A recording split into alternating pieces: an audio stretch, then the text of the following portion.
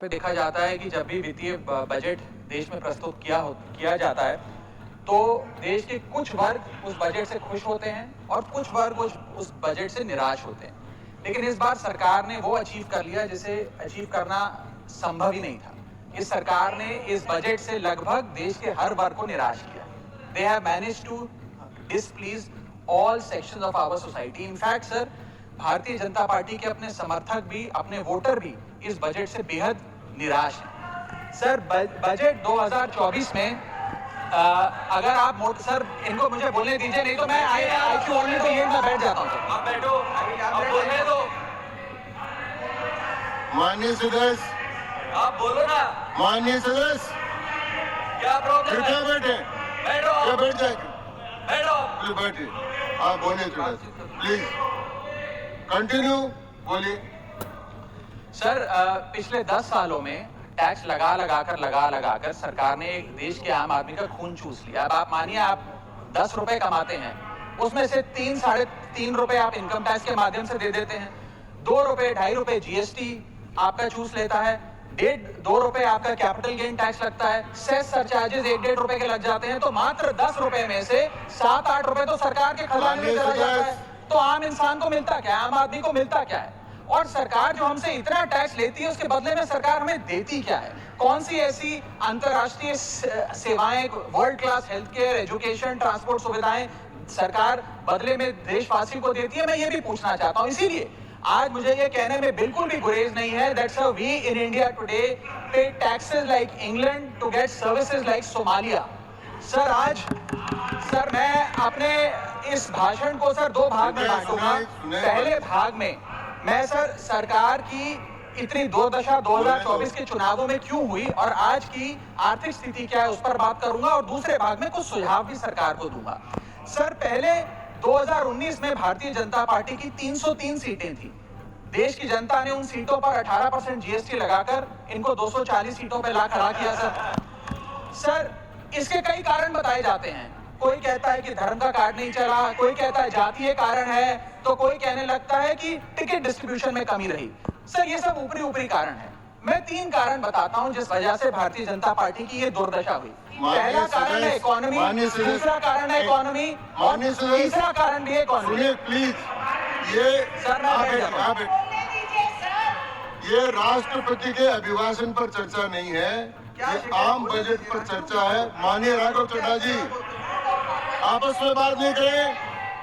माननीय राघव चड्ढा जी, ये राष्ट्रपति के अभिभाषण पर चर्चा नहीं है, ये आम बजट पर चर्चा। बोलिए, बजट पे आप बोलो। आप बजट पर बोलिए। आम बजट। सर, अगर आपने मेरी पूरी बात सुनी होती तो शायद इतनी आपत्ति इन लोगों को ना होती। सर, मैं यही कहना चाह रहा हूं कि कई कारण बताए जाते हैं चुनावी हार के, लेकिन मेरे मुताबिक 3 महत्वपूर्ण कारण है। पहला कारण इकोनॉमी, दूसरा कारण इकोनॉमी, और तीसरा कारण भी इकोनॉमी। मैं इकोनॉमी की बात कर रहा हूं, चुनावों की बात नहीं कर रहा। सर, पहला कारण, सर मैं बैठ जाता हूं, सर इनको चिल्लाने दीजिए, मैं बैठ जाता हूं। माननीय सदस्य जो बैठे, जब आपका समय आए तो आप बता देना दिल्ली में कैसे आ रहे। अभी उनको बोलने दीजिए। बोलिए बंद, अभी उन्होंने बना दिया। बोलिए। सर, पहला कारण हार का है रूरल इनकम एंड इन्फ्लेशन।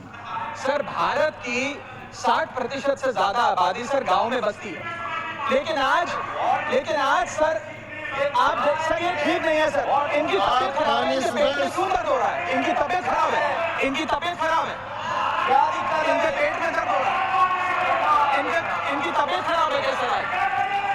आप बैठिए, बैठ जाए। माननीय सदस्य, कृपया बैठे, बैठ जाओ। कृपया बैठे।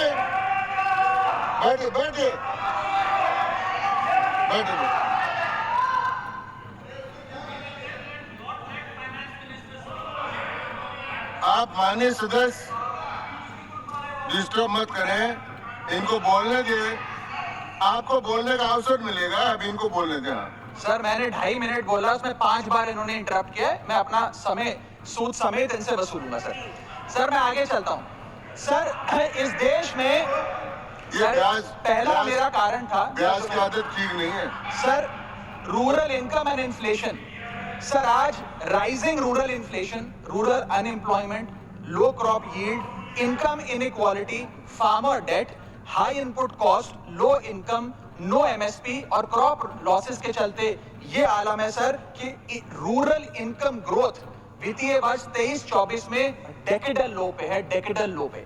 और सर इसी के साथ साथ किसानों की आय दुगना करने का वादा था, स्वामीनाथन कमीशन के अनुसार एमएसपी देने का वादा था, वो वादे जब पूरे नहीं हुए तो आलम यह है सर कि पिछले 25 महीने लगातार रियल रूरल वेजेस डिक्लाइन पर हैं लगातार। और इसके साथ साथ यूपीए के दौरान, कांग्रेस पार्टी की सरकार के दौरान फार्म वेजेस में 8.5% का इजाफा देखा गया था, एनडीए 1 के दौरान 3% और एनडीए 2 के दौरान -0.6% का इजाफा देखा गया, यानी कि रूरल वेजेस गिरती जा रही है। सर मैं इसे साधारण भाषा में समझाता हूं सर 2014 में एक दिहाड़ी मजदूर एक दिन की अपनी दिहाड़ी से 3 केजी अरहर की दाल खरीद सकता था सर आज वही दिहाड़ी मजदूर वर्ष 2024 में एक दिन की दिहाड़ी से 1.5 केजी अरहर दाल खरीद पा रहा है, यानी कि महंगाई भी बढ़ रही है और उसकी आमदनी भी घट रही है।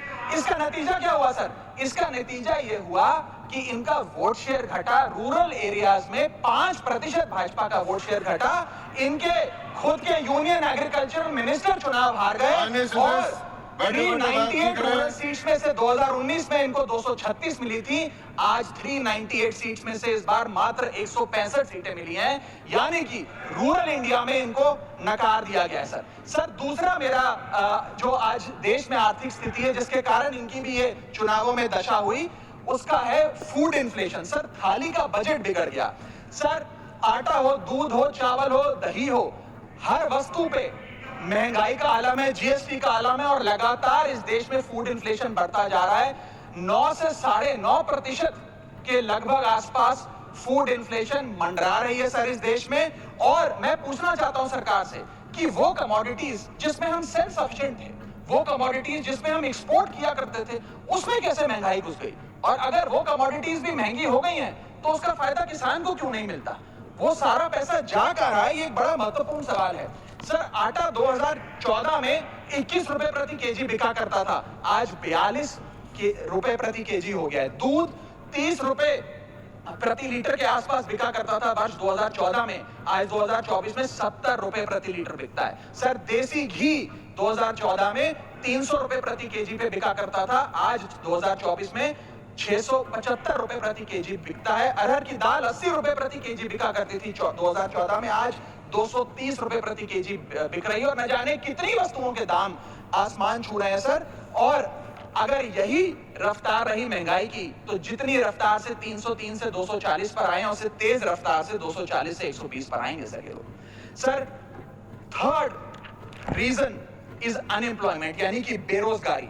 सर इनफॉर्मल सेक्टर हो या फॉर्मल सेक्टर हो, अनऑर्गेनाइज सेक्टर हो या ऑर्गेनाइज सेक्टर हो, हर जगह अनएम्प्लॉयमेंट है। और सीएमईआई की रिपोर्ट ये बताती है कि अनएम्प्लॉयमेंट दर ऑर्गेनाइज सेक्टर की इस देश में 9.2% है। अनऑर्गेनाइज सेक्टर की तो बात ही भूल जाइए, ऑर्गेनाइज सेक्टर की अनएम्प्लॉयमेंट दर 9.2% है। और हम लोग अपने देश के ह्यूमन रिसोर्सेज को किस कगार पे लाकर खड़ा कर दिया है उसका आलम देखिए सर। उत्तर प्रदेश सरकार के सचिवालय में पीएन की पोस्ट के लिए 368 नौकरियां निकली, 23 लाख लोगों ने उसके लिए आवेदन पत्र दिए।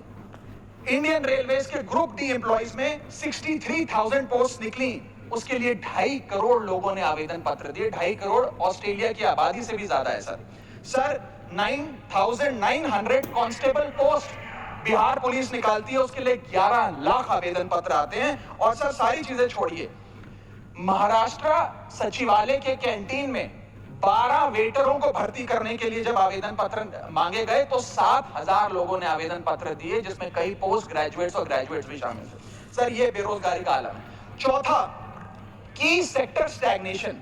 जितने की सेक्टर्स हैं इस देश में, कंस्ट्रक्शन हो, ट्रेड हो, जो एम्प्लॉयमेंट क्रिएट करते हैं, उसमें एक स्टैग्नेशन आता जा रहा है। और इंडस्ट्री का इन्वेस्टमेंट जिसे कहते हैं ग्रॉस फिक्स्ड कैपिटल फॉर्मेशन, वो लगातार घटती जा रही है। और मुझे बताते हुए दुख है कि न्यू प्राइवेट इन्वेस्टमेंट वित्तीय वर्ष 24-25 के पहले क्वार्टर में 25 ईयर लो पर आ खड़ी है, यानी कि निवेश नहीं कर रही है इंडस्ट्री आज भारत देश की।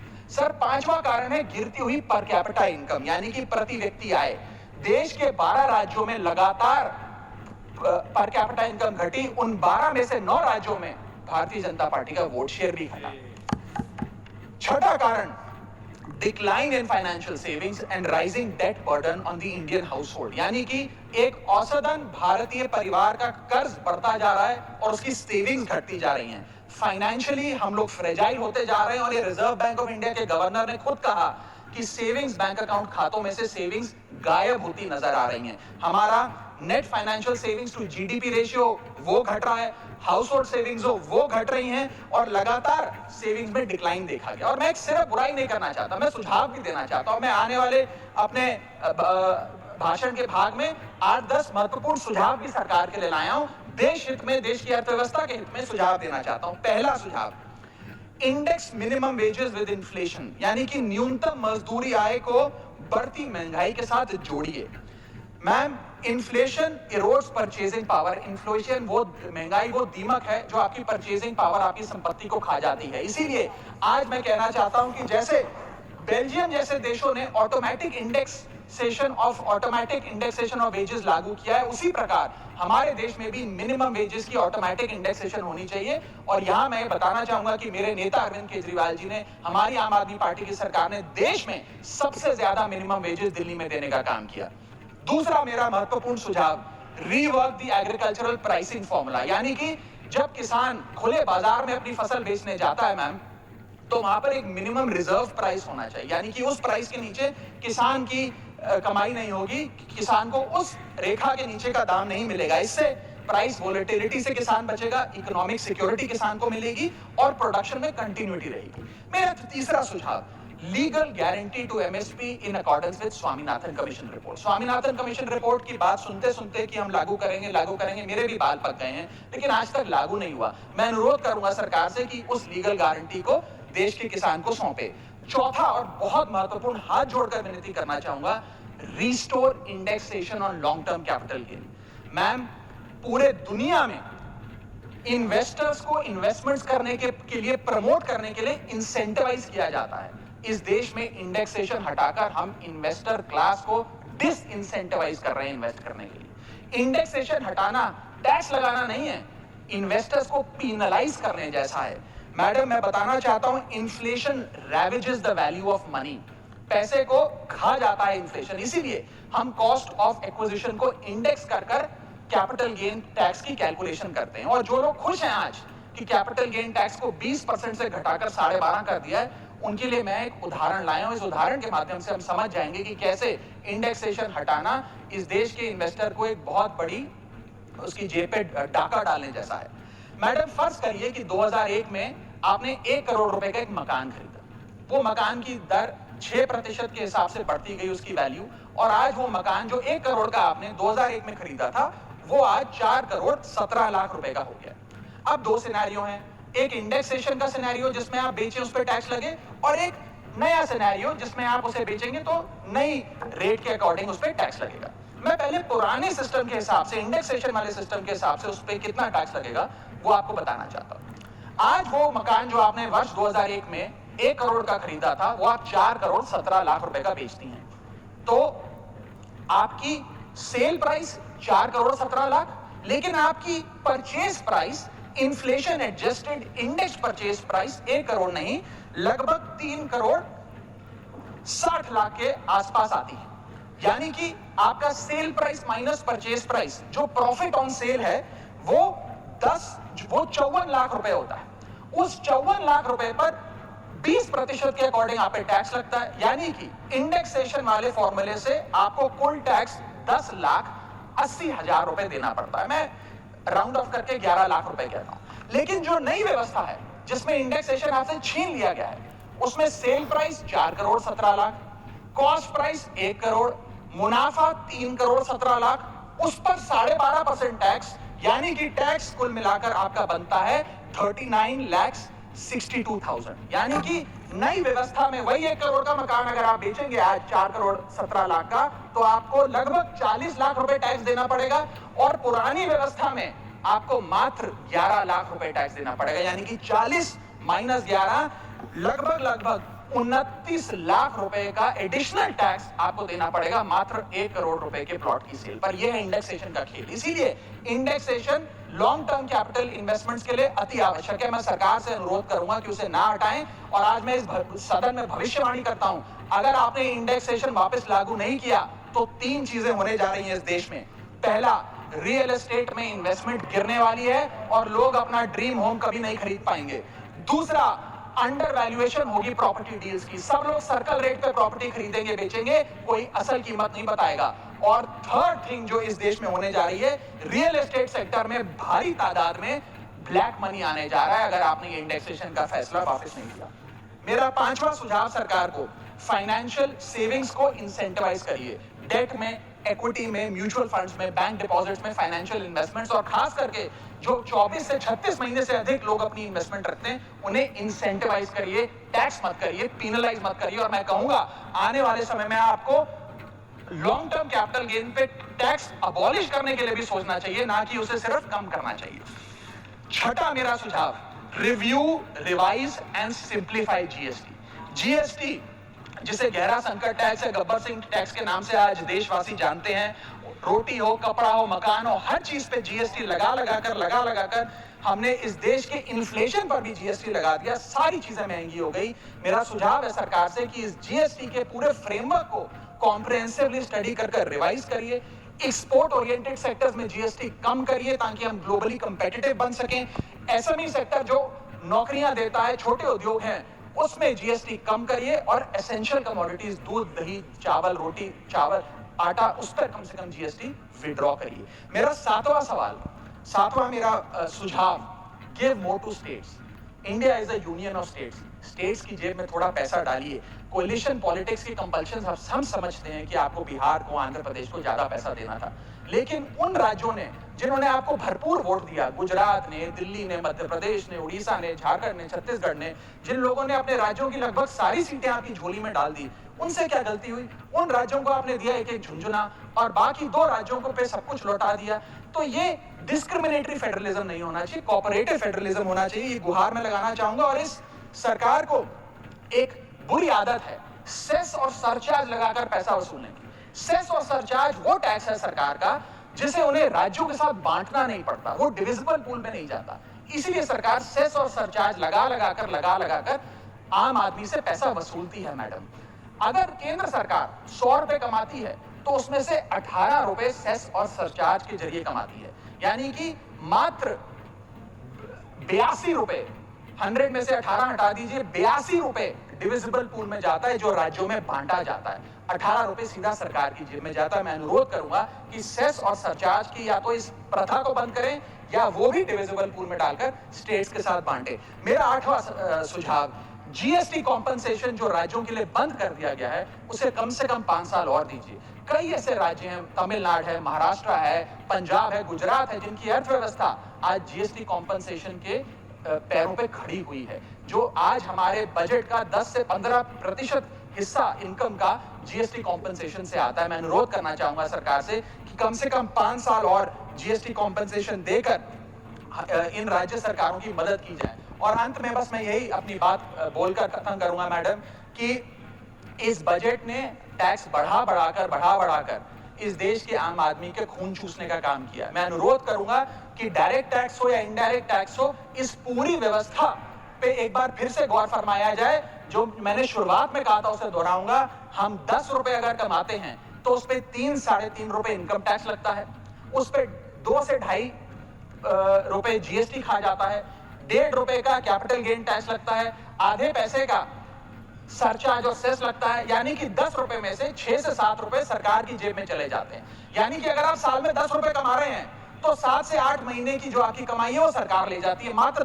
3-4 महीने की कमाई आपकी जेब में आती है और उस पर भी अन्य प्रकार के टैक्स लगते हैं। और उसके बदले में हमें कोई सुविधाएं नहीं मिलती है, ना ट्रांसपोर्ट, ना हेल्थ केयर, ना कोई इंफ्रास्ट्रक्चर, कोई ऐसे जैसे और बड़े बड़े विकसित देशों में, United states of America, United kingdom, European countries में जो हाई टैक्स रिजीम्स मानी जाती हैं, उनमें नागरिकों को सुविधा दी जाती है, लेकिन उसके बदले में दिल्ली में, हिंदुस्तान में, देश भर में कोई ऐसी सुविधा केंद्र सरकार नहीं देती है। इसीलिए ये कहा जाता है that we impose taxes like the Europeans do to get services like sub-Saharan countries.